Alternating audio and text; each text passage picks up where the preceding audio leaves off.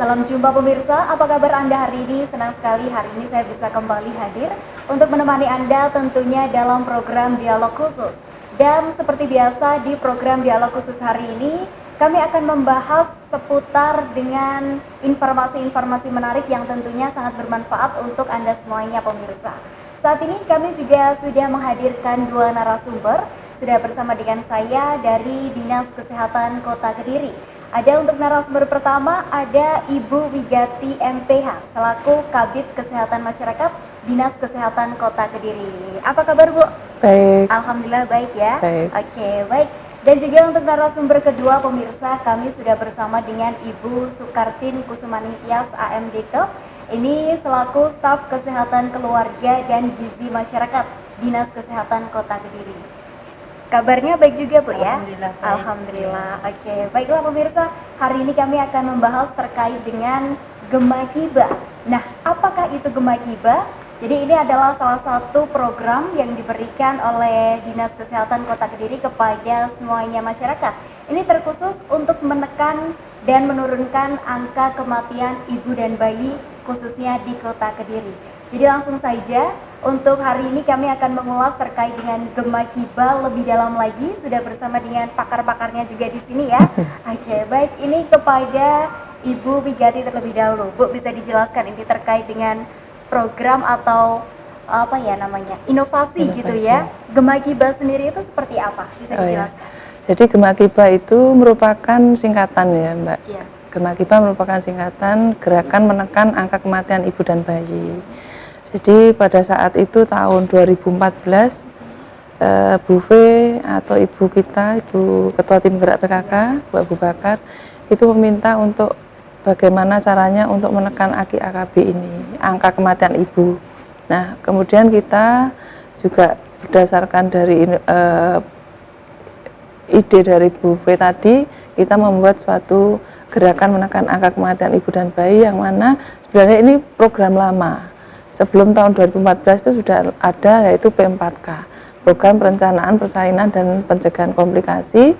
Nah, kemudian kita ada unsur pengembangannya, yaitu ada pendampingan oleh kader kepada ibu hamil selama hamil sampai masa nifas 42 hari.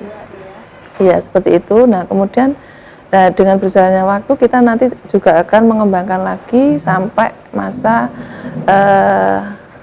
ASI eksklusif. Jadi terus seperti itu. Oke, baik. Ini kalau kita sudah ada sebuah program gitu ya yang namanya Gemakiba.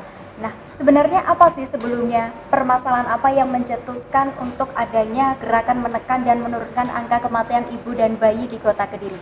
Mungkin dari Ibu Sukarti bisa dijelaskan. Latar belakangnya Kota Kediri ini kematian ibu tahun 2012 itu ada 7 dengan Kota Kediri dengan skop penduduk yang kecil, jumlah kelahiran hidupnya kecil, itu menjadi sangat tinggi, 182 per 100 kelahiran hidup. Ini sudah di atas angka nasional. Nah, sehingga dari tahun ke tahun ada penurunan sedikit-sedikit, tapi masih di atas Jawa Timur dan di atasnya nasional, sehingga tercetus untuk pembuatan inovasi untuk menurunkan AKB yang berupa Gemakiba ini ya. Oke, baik. Terus kalau terkait dengan Gemakiba sendiri, selama ini nih upaya apa yang sudah diberikan kepada masyarakat, khususnya ibu dan anak yang ada di Kota Kediri? Jadi begini, untuk Gemakiba ini banyak sekali kegiatan yang dilaksanakan. Yang pertama ada kunjungan ibu hamil risiko tinggi terutama.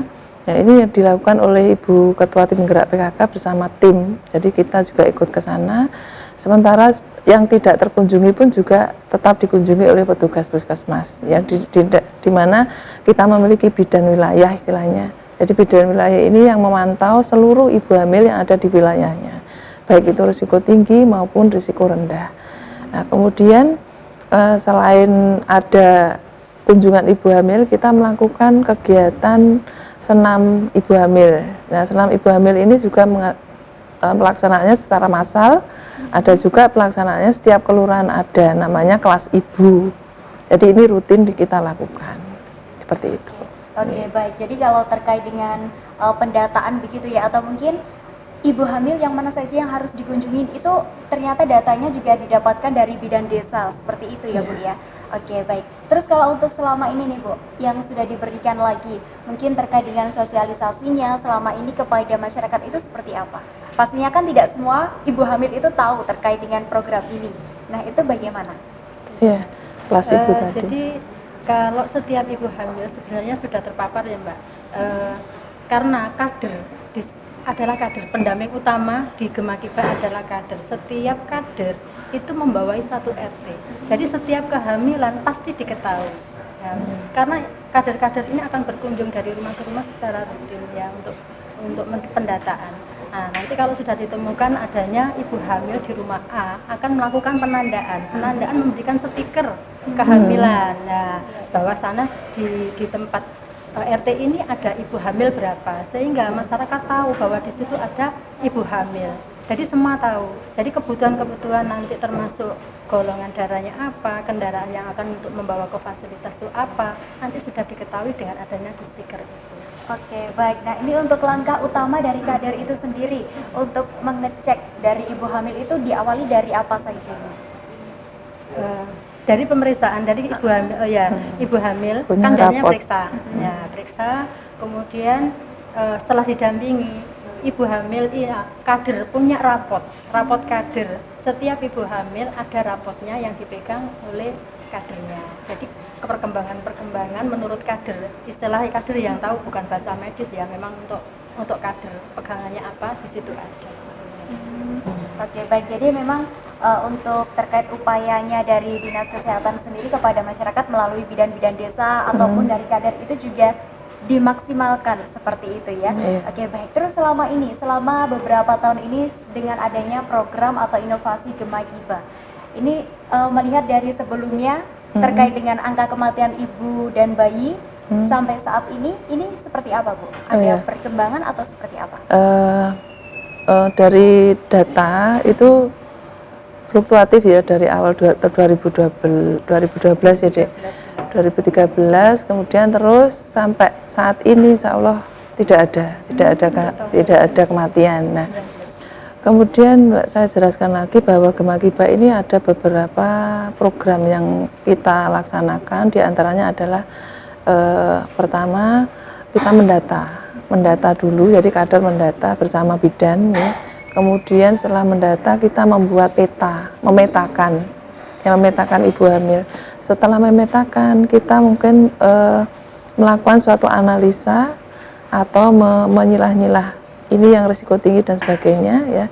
Kemudian yang keempat kita mengadakan donor darah tadi ya, donor darah. Jadi membuat suatu ibu hamil itu harus memiliki pendonor 4 ya yang sama.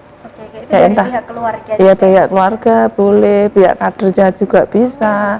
Mungkin ada nanti mahasiswa juga bisa, atau mungkin tetangga juga bisa. Kemudian yang berikutnya yaitu kegiatan rujukan. Jadi kita mengadakan rujukan itu secara dini dan terencana. Jadi kalau ini ibu hamil harus dirujuk segera ke rumah sakit juga harus siap di sana. Seperti itu. Jadi kita memiliki rumah sakit tingkat ponek istilahnya ya. Di bawah sebelum ponek itu namanya puskesmas ponet ya. Itu penanggulangan obstetri ya, obstetri neonatal emergensi dasar itu di puskesmas, perawatan letih dan perawatan balwerti ada 2. Kemudian kalau yang komprehensif yang ponek ya, jadi penanganan obstetri neonatal emergensi komprehensif itu ada di rumah sakit, itu yang melakukan operasi dan sebagainya. Itu kalau dasar masih nanti mungkin dirujuknya langsung ke Ponet seperti itu. Oke, baik, luar biasa ya. Oke, habis ini kita akan membahas lagi terkait dengan apa saja nih resiko-resiko yang ibu hamil memiliki resiko tinggi atau mungkin resiko rendah juga. Nanti akan kita bahas usai jeda pariwara berikut ini.